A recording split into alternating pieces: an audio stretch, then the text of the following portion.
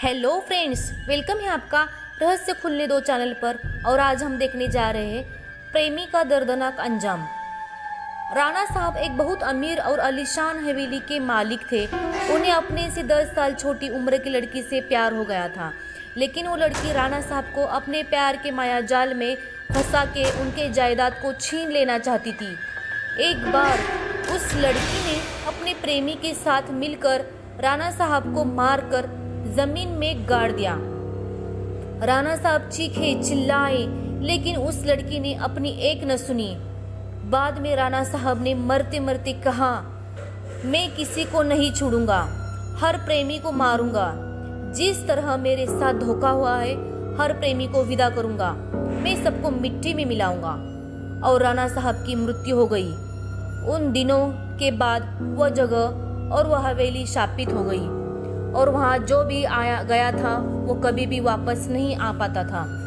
आज भी राणा साहब की प्रेतात्मा वहाँ घूमती रहती है। कुछ दिनों के बाद उस हवेली पे एक प्रेमी युगल वहाँ पे घूमने के लिए आए। सपना और रजत, उन दोनों की सगाई तो हो चुकी थी, लेकिन शादी बाकी थी। सपना अपने घर में किसी को बिना बताए आई थी। सपना और रजत मजाक मस्ती में उस जगह पहुंच गए जहां पर राणा साहब को जिंदा मारा गया था। अचानक से सपना वह जगह पे गिर पड़ी और उसके पैर की जमीन नीचे कब्र में जाने लगती है। ये देखकर उसे डर लगता है और वो मदद के लिए चीखने चिल्लाने लगती है, लेकिन कोई भी उसकी आवाज नहीं सुन पाता है।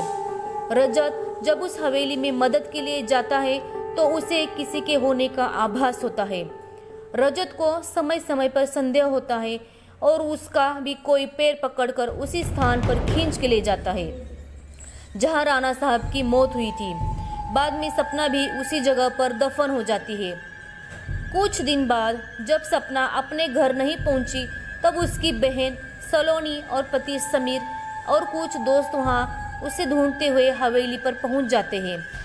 समीर एक पैरानॉर्मल एक्सपर्ट का स्टूडेंट होता है। जब वो उस हवेली पर पहुंचता है, तब समीर को पता चलता है कि किसी बुरी आत्मा का वास है। उसने सभी से ये बात सूचित की। एक ही रात में सभी के साथ अजीब व गरीब घटनाएं घटने लगी, जैसे कि नल से पानी टपकना, अपने घर में मिट्टी का आना, कमरे की खिड़की का अपने आप को हिला देना, किसी के रोने की और चिल्लाने की आवाज आना। ये सब देखने से सभी लोग डर जाते हैं और उनमें से एक को गोली मारने की कोशिश भी की जाती है। दूसरा दिन जब आता है, तब उन लोगों को पता चलता है कि उनका एक दोस्त गायब हो गया है। तब वो लोग और भी डर जाते हैं, लेकिन समीर कहता है कि हमें यहाँ से बाहर निकलना है तो हमें उस आत्मा को बुलाना होगा और आपसे पूछना होगा कि आपकी इच्छा क्या है। डर के मारे सभी लोगों ने समीर की बात मान ली और आत्मा को बुलाने की तैयारी कर ली। समीर ने एक कमरे में सब कुछ तैयारी कर ली और कहा कि जब तक हम आत्मा से पूरी जानकारी नहीं लेंगे, तब तक कोई इस कमरे से बाहर नहीं जाएगा और कुछ भी हो जाए किसी का हाथ नहीं छोड़ेगा। समीर ने तंत्र मंत्र से आत्मा को बुलाना शुरू किया।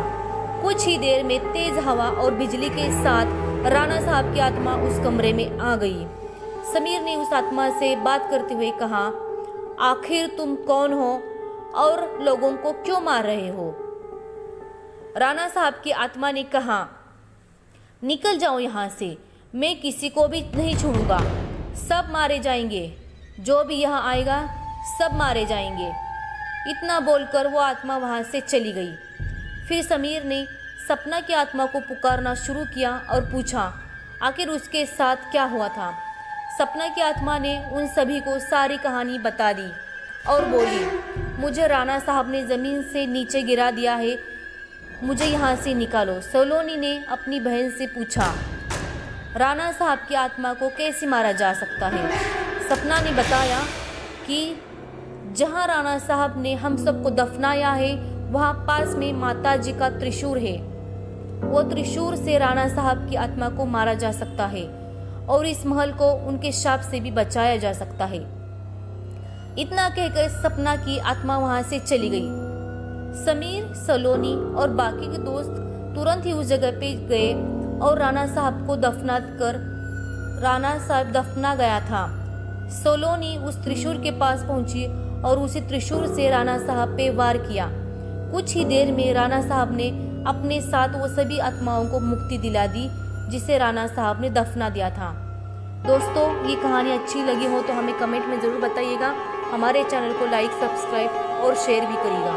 फिर मिलते हैं और एक नई डरावनी कहानी के साथ अगले वीडियो में।